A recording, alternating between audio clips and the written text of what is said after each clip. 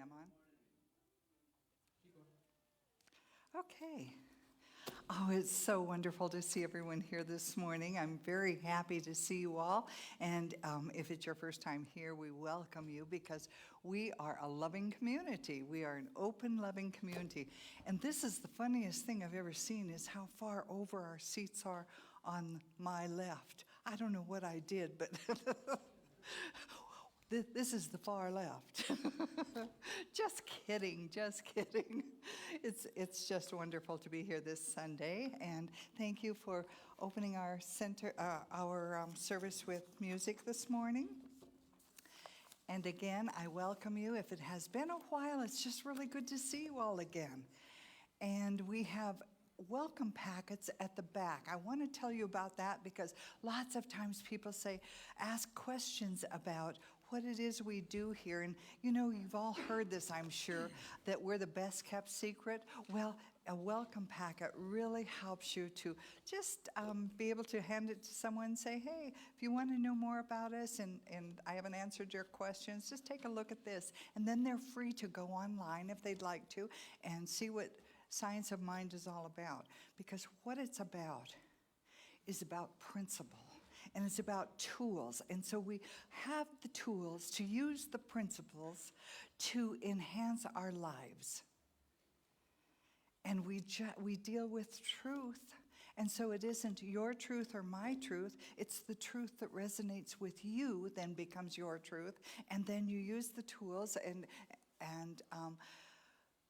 enhance your life in ways that when we didn't have the tools, it was a struggle. That's what I would say that the tools of Science of Mind do, is they really help us to overcome struggle in life. It doesn't mean we won't have challenges, but it just means we don't have to live from those challenges because we know there is something beyond that. So again, I welcome you this morning, and we'll start out with some music from our musicians.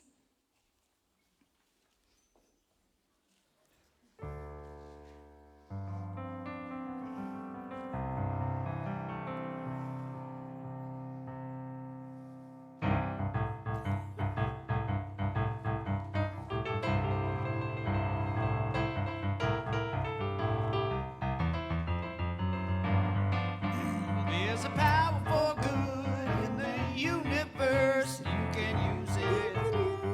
Yes, you can use it. There's a power for good in the universe. You can use it. Yes, you can use it. There's a power for good in the universe. You can use it. There's a power for love in the universe. You can use it. There's a power for love in the universe, and you can use it. Yes, you can use it. There's a power for love in the universe, and you can use it.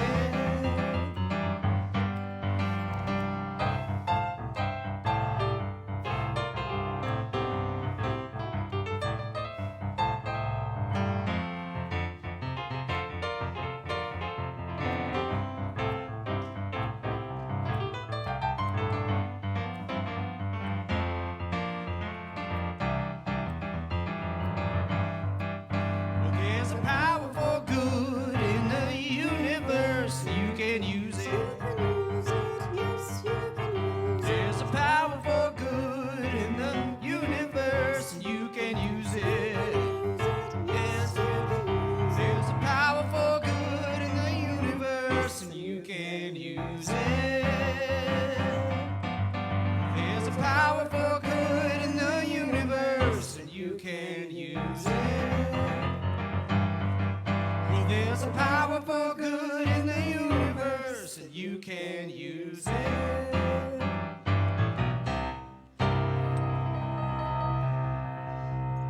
Woo, thank you so much. Yeah, thank you. As you can see, Jeff joined us today with Dawn and Red Star. Audie and Jamila are not here today, but we're really happy to welcome Jeff with us. So Oh, goodness. And there is a powerful good in the universe, and we can use it. And one of the ways we can use it is through our humor. Through our humor.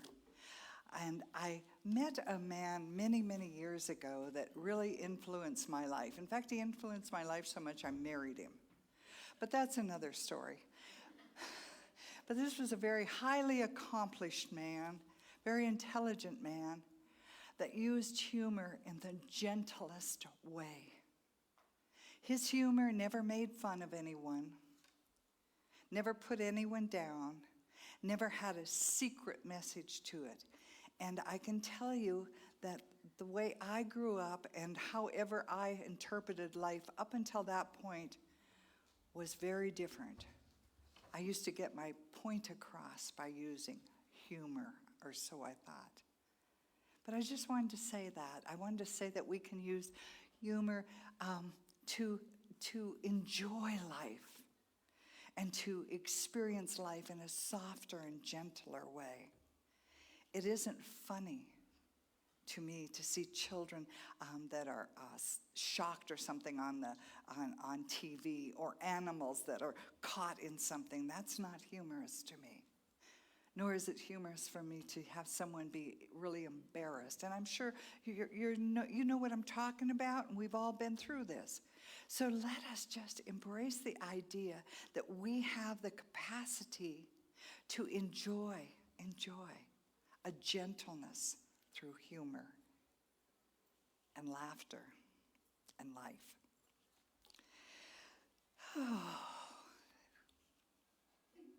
So now let us move into blessing our children.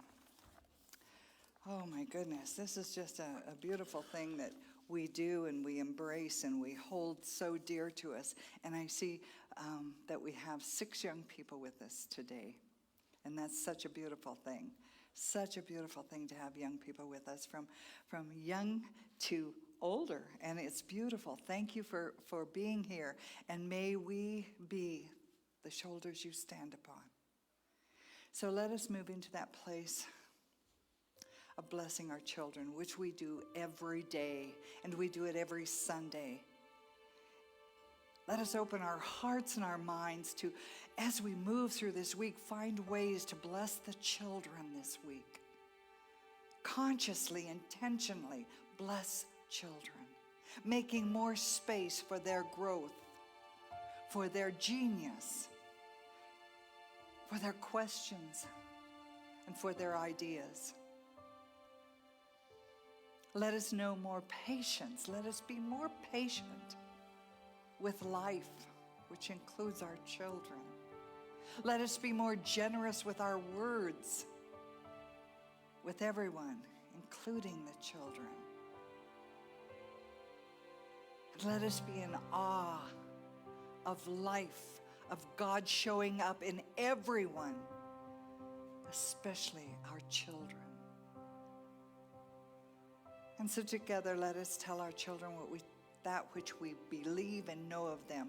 We see you, who you really are, made in the image and likeness of God. We cherish you, we support you, and we love you. And knowing that we are the children of God, all of us, every single one of us, let us just relax wherever we are and whatever we've been doing. Let us put it aside for this time and allow the words that Ernest Holmes wrote many years ago welcome us into this space at this time. Peace be unto thee, stranger. Enter and be not afraid. I have left the gate open, and thou art welcome to my house. There is room in my house for all. I have swept the hearth and lighted the fire. The room is warm and cheerful, and you will find comfort and rest within.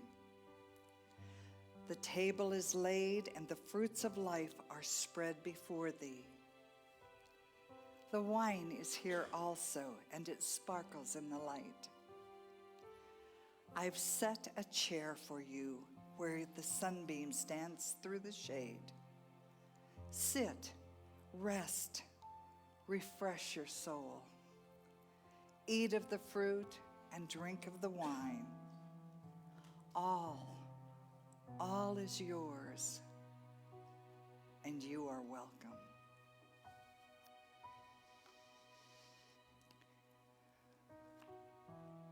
And allowing this feeling of peace, when we can relax and just allow the breath to move into our bodies and through our bodies, knowing that this is the breath of God within us. This is the life of God as us.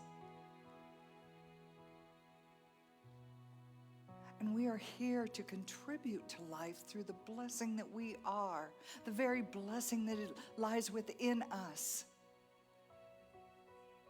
awaiting expression. And as we stand under the shelter of each other, as we witness each other, may we recognize that love is the power that heals all. And love is the power that can heal everything. And within love is grace and forgiveness. Within love is the questions and the answers. The unknown and the imagined.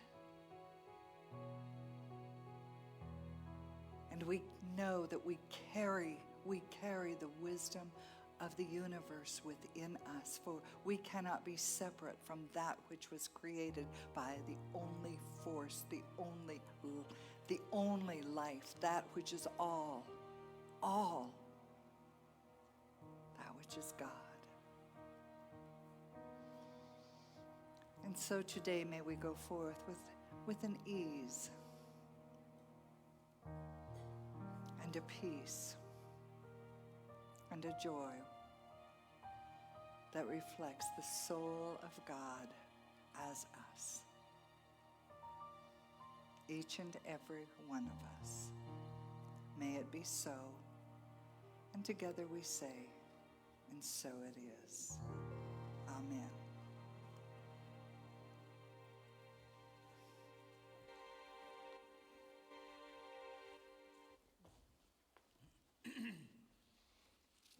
Well, there's a power for good in the universe. You can use it. Yes, you can use it. There's a power for good in the universe. You can use it. You can use it. Yes, you can use it. There's a power for good in the universe. You can use it.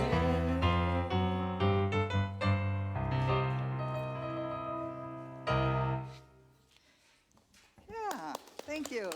Thank you. We can use it. We do use it every day, sometimes knowingly and sometimes unknowingly. So it's a time of year where the harvesting is just about finished. I know I've been out getting my garden ready for winter, and I'm sure some other people here have been as well. So today I'm going to talk about harvesting our good and allowing it to flow and allowing that good to overflow, because that good comes in many forms. We live in an abundant universe. Notice the maple trees that line the street and how full they are with those golden leaves and how soon they're going to be falling. But think about the abundance of the universe. All of these beautiful trees. It's just an amazing thing. My husband's not quite so sure he likes the maple tree, but I do, so, because I don't have to rake the leaves. But it certainly makes it clear that nature is abundant, doesn't it? So how do you define abundance? How do you define abundance? Is it money? Is it financial security? Is it health and wholeness? Is it friends and neighbors? Or is it all of those things? All of those things. The dictionary says that abundance is a great or plentiful amount. Fullness to overflowing, Thomas de Quincey says, my thoughts are from the abundance of my heart. My thoughts are from the abundance of my heart. And the other definition, of course, is affluence or wealth. And we live in a universe that is filled with abundance, and we claim only a small, small part of that. Why is that, I wonder? Why do we only claim a small part? Do we believe that we have the worth and the value and that we are entitled to live well? Do we believe we shouldn't live well if others are not? Do we hold back that energy of life so that we fit in with our peers? Keep our heads down, be invisible, that we might have learned to be not to stand out in the crowd like you might have learned in childhood? Do we believe that we might be punished if we have too much good in our lives? Why do we limit ourselves? Think about this. Around 1897, gold was discovered in the Yukon, and 100,000 people left their homes and they rushed to Alaska. And a few of them probably did find gold. But most of them did not. A few of them decided to stay because there was no reason to go back home, because they left everything and they didn't want to go home defeated and disappointed. Think about how amazing it is that people would take off and go across the country for a bunch of rocks. Rocks that have no value other than the value that people give them to them. How many of us are off searching for our pot of gold, searching to strike it rich? And how many of us may have ended up disappointed or disillusioned? And it's not that there's anything wrong with that pot of gold, whatever that means to you. There's not anything wrong with what your goal is, however you define it. You just discover when you have it, that's not what you really wanted. Does that ever happen to you? You really want something and then you get it and it's like, oh, maybe that's not what I really wanted. So why do some people strike it rich and some people don't? What's the difference? Well, our consciousness is the creative element in our life, connected to that infinite source of good that I call God. And we experience the prosperity that comes from within us and through us. People talk about the law of attraction, but attraction means you're bringing something from out there in here. We need to attract it here. The real law is the law of radiation. We radiate or we express, and then that becomes our reality. So if we express goodness and wholeness and wealth, then that is what is reflected back to us. If I am not living in true prosperity, which Raymond Charles Barker describes as the ability to do what you want the instant you want to do it, that's how he describes it, then I need to consciously connect with my infinite self. This enacts the divine nature itself, which encounters no restrictions. It encounters no restrictions as it creates what it chooses to create, when it chooses to create it. We are here to enact divine nature in human form. Catherine Ponder says in Dynamic Laws of Prosperity, quote, "The shocking truth of prosperity is that it is shockingly right instead of shockingly wrong for you to be prosperous.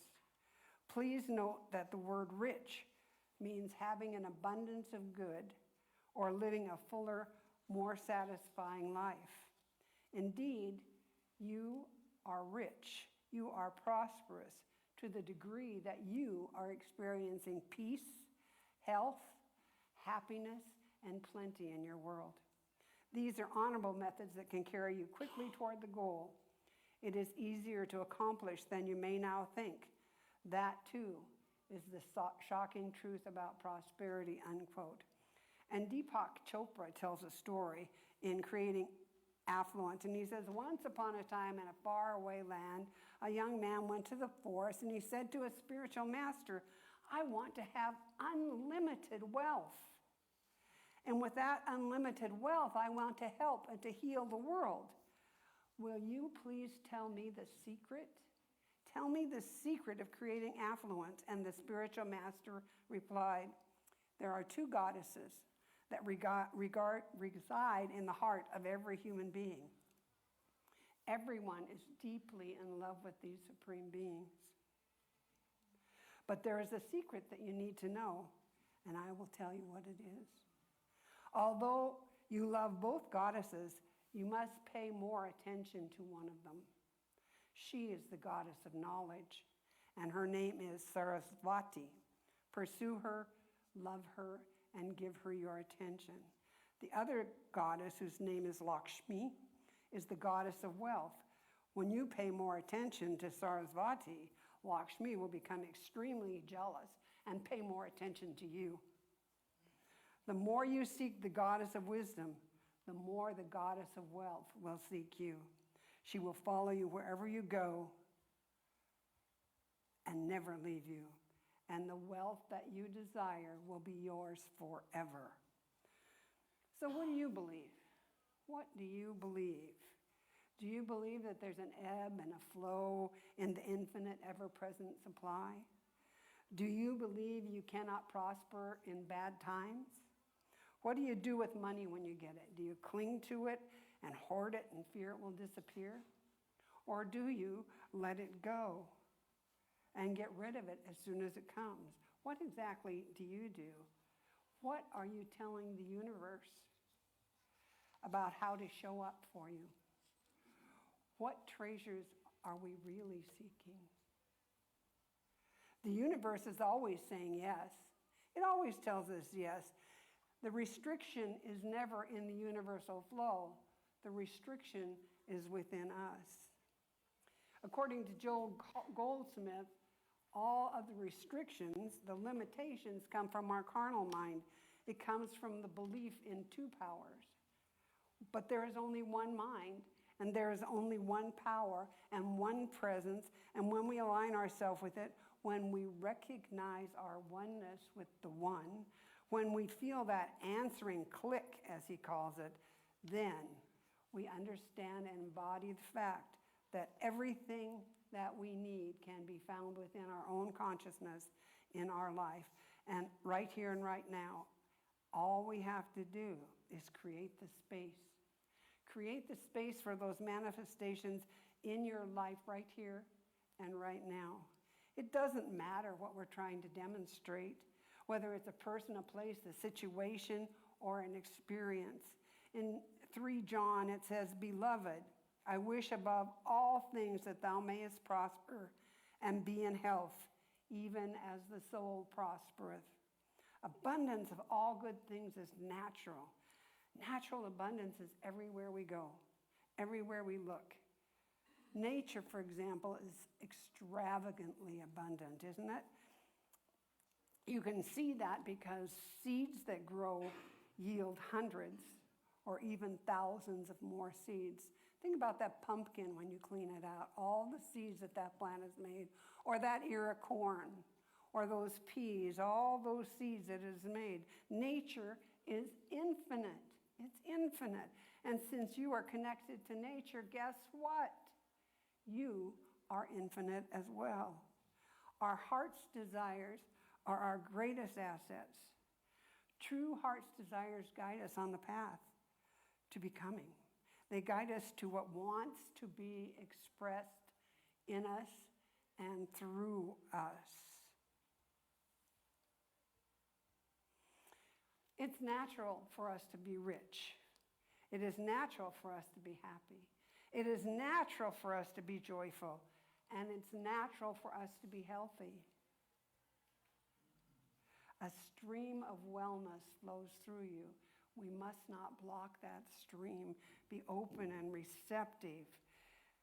When we ask the universe or the all that is for whatever we're wanting, we need to get out of the way and allow it to flow through us, because God always knows the perfect way for it to achieve, for us to achieve what it is we want. If we get our, quote, bloated nothingness out of the way, the universe will not desire through us without providing us a means to accomplish that desire. We may not know how, but that's not our business. We don't need to know how. Our business is to know what, and to stand in the vision and the faith and the desire as the universe provides the means.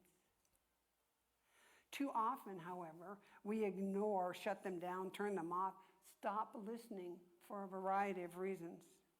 One, we have no idea how to bring them about. And two, we don't believe we deserve it. So it's important to let go and be in the flow. Charles Fillmore refers to this energizing polarity as wisdom and love. The wisdom of vision, the wisdom of clear thinking, unfettered by old dysfunctional beliefs. When I was living in Washington, I was working on a farm, and I was the office manager, and then I was the IT person. And my immediate boss, the CPA, told me, he said, I was in a meeting, and they told me, you're over 40, you own property here, you have family around here, you'll never leave, they don't need to give you a raise. And so I left. It was like, oh yes, I can leave. And I moved to Alaska on a great adventure that I would never have taken had I not been told, no, you can't do that. I guess that's part of my nature. No one else can limit us. Only we can limit us. We have the power. We have the love. We have the energy for the idea that wants to express itself through us.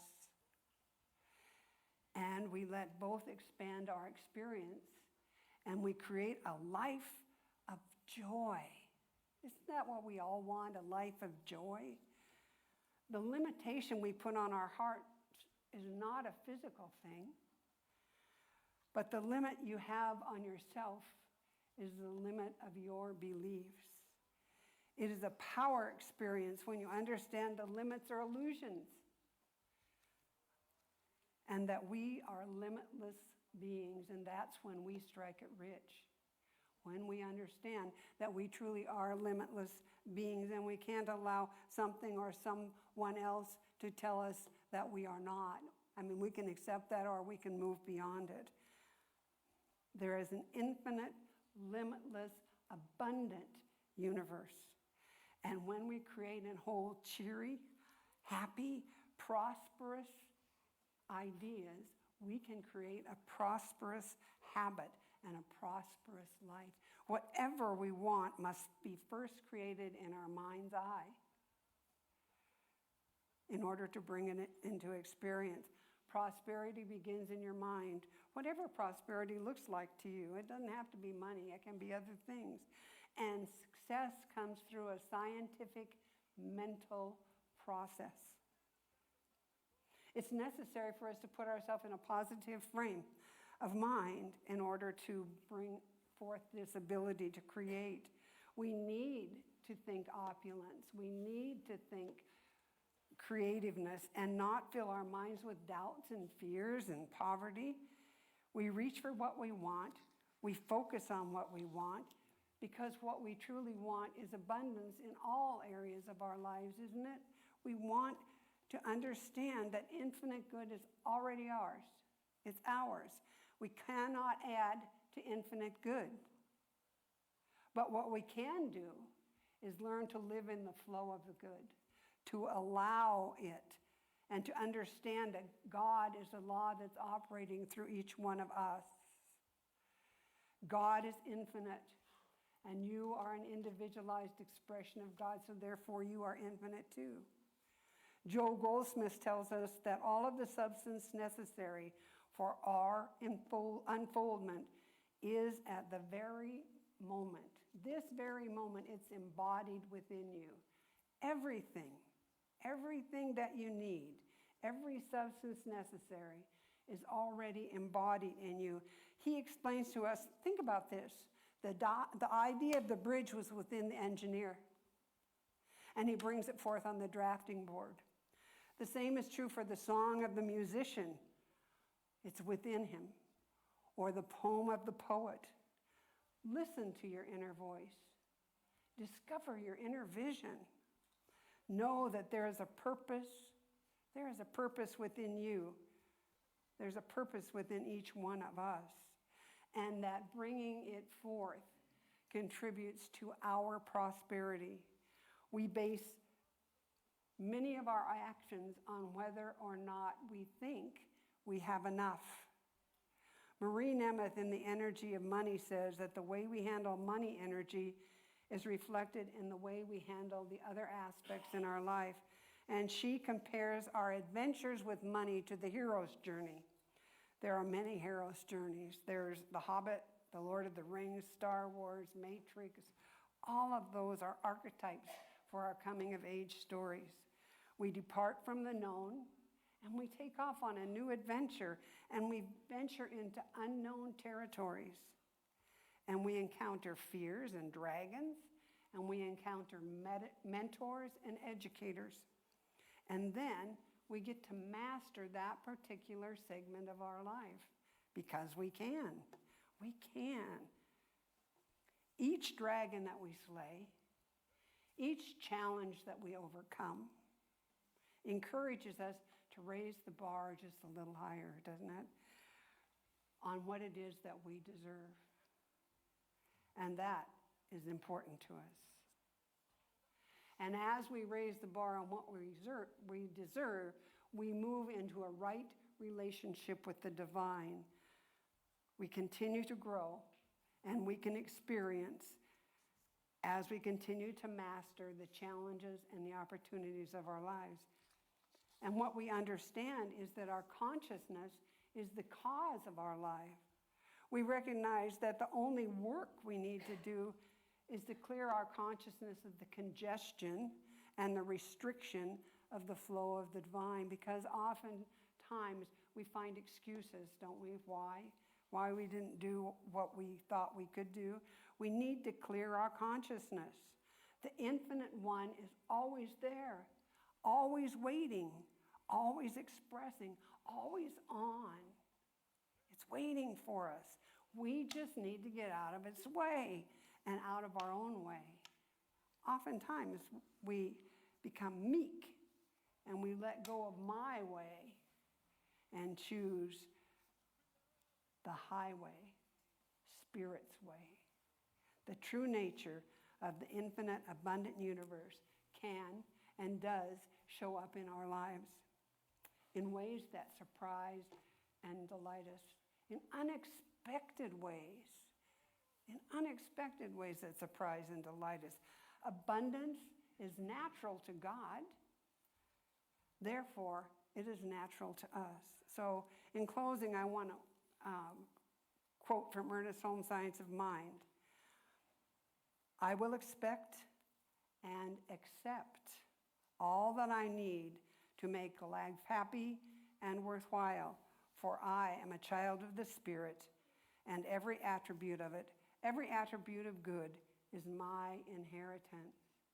Every attribute of it, every attribute of good is my inheritance, and so it is. So let us pray.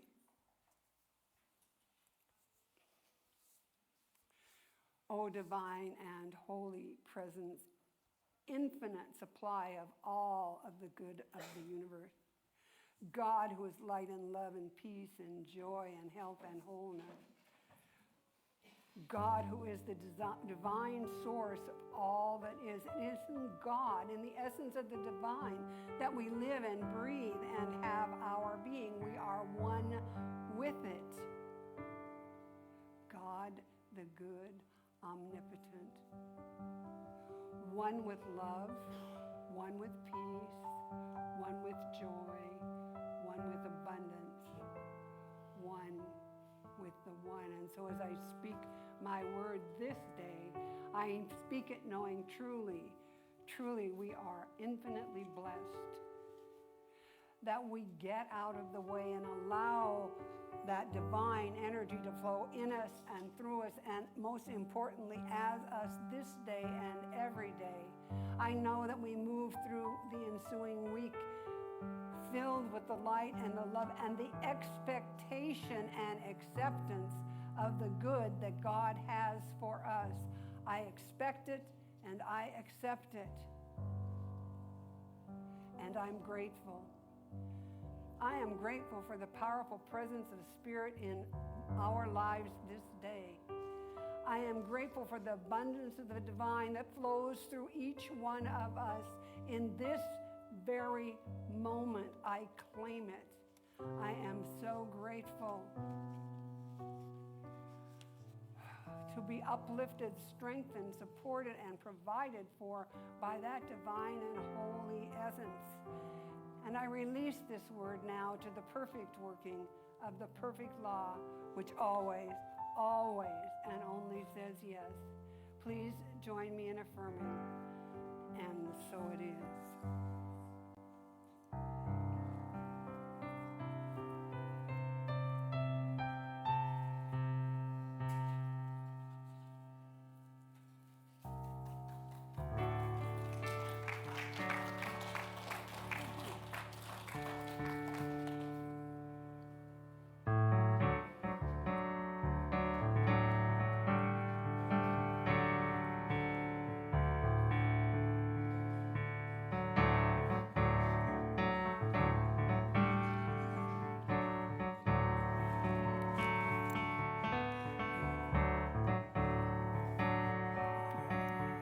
There's a reason for the sunshine sky.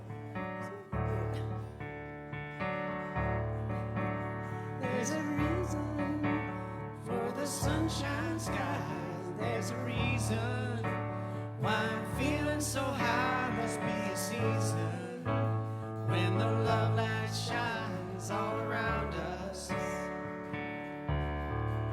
So let that feeling grab you deep inside and send you reeling where your love can't hide, and let's go stealing through the moonlit nights with your lover. Just let your love flow like a mountain stream, and let your love grow with the smallest of dreams, and let your love show, and you'll know what I mean. It's the season. And let your love fly like a bird on the wing, and let your love bind you to all living things, and let your love shine, and you'll know what I mean. That's the reason. There's a reason for the warm, sweet nights, and there's a reason for the candle lights. Must be the season when the love lights shine all around us. So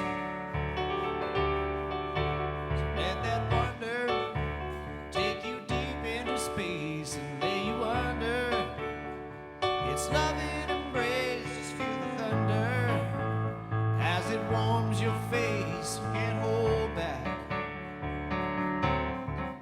Just let your love flow like a mountain stream, and let your love grow with the smallest of dreams, and let your love show, and you'll know what I mean. It's the season.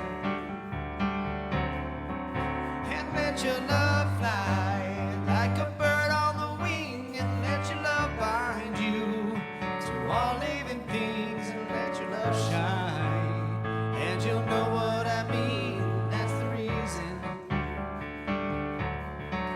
Just let your love flow like a mountain stream, and let your love grow with the smallest of dreams, and let your love show, and you'll know what I mean. It's the season. And let your love fly like a bird on the wing, and let your love bind you to all living things, your love shine, and you'll know what I mean. That's the reason.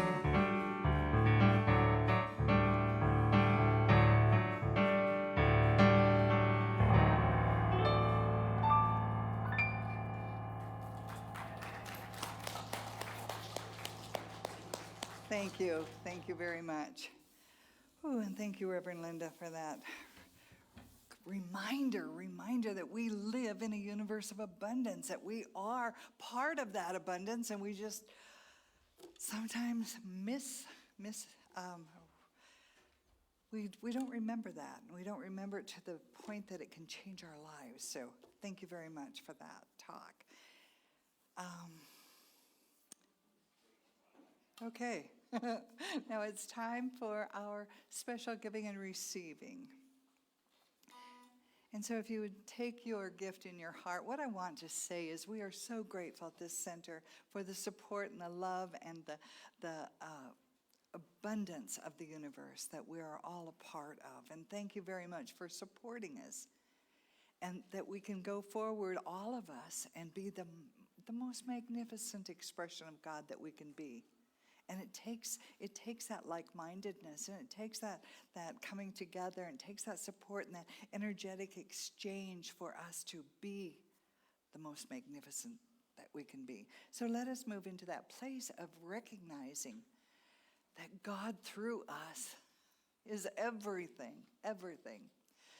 So please say with me, divine love through me blesses and multiplies all that I have, all that I give, and all that I receive.